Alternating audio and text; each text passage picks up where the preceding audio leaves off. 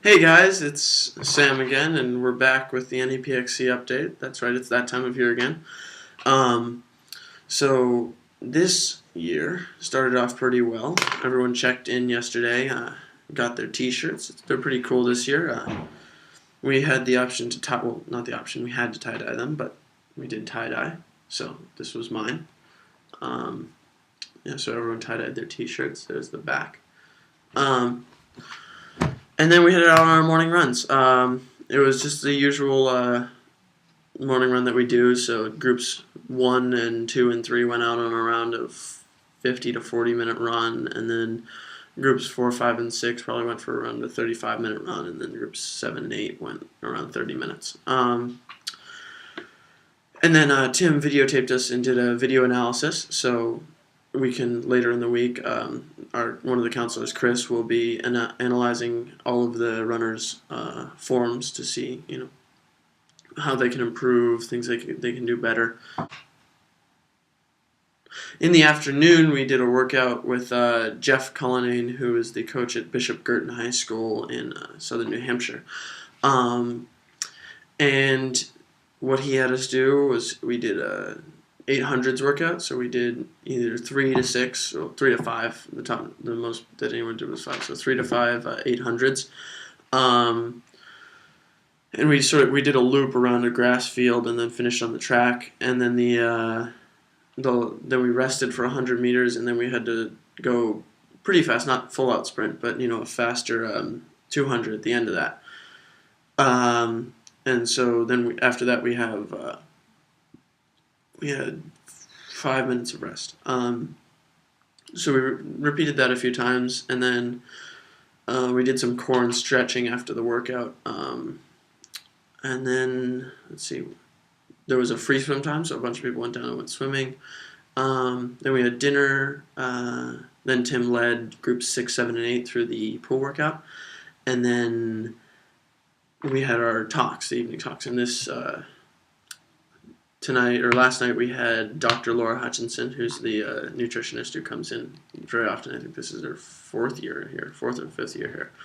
So she did her talk, and she talked about, just basically how you should what the makeup of your diet should be, and how you should eat foods that are more nutrient rich. So eating a potato instead of eating French fries, because the nutrients are, there's more nutrients in the foods.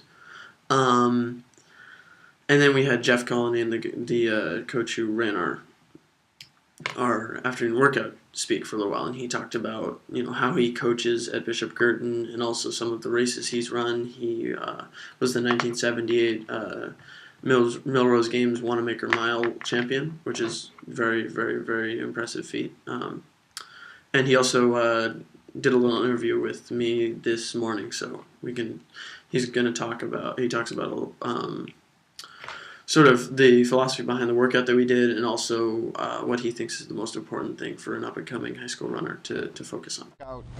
Encompass three things. Number one, the first part of the workout, that quick sprint, is to use energy and be able to facilitate the beginning of a race. The second part of the workout was the 800, which we cut down, but normally we do something longer, and it's to build strength and put strength in your bank for the season.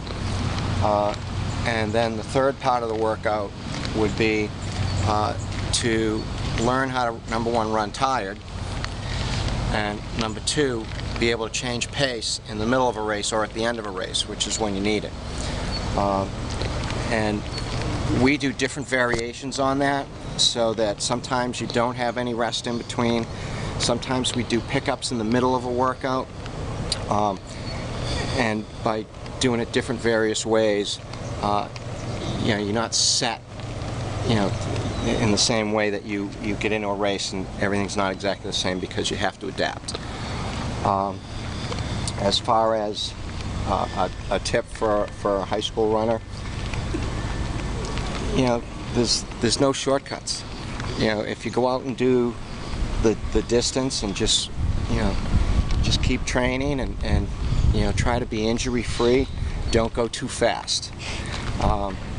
a lot of people run too hard, too fast, too early, and they end up burning themselves out. And the most important thing is listen to your own body.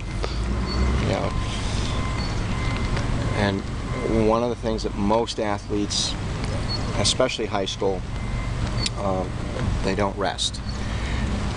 I have to tell athletes, specifically, as like I said last night, you cannot run today. Yeah. There's a difference. Some athletes, like if you're doing, say, 80 miles a week, a rest day for you might be an easy 4 or 5. Yeah. Versus taking a day off.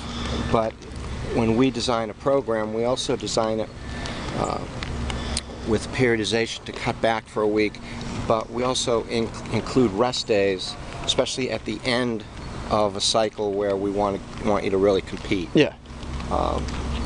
Because you get that rest. And it's like, as my college coach used to say, it's like someone's been hitting you over the head with a hammer repeatedly. When they stop, it feels so good. So guys, that's the NEPXC update for today. I'll be checking in either tonight or tomorrow morning. See ya.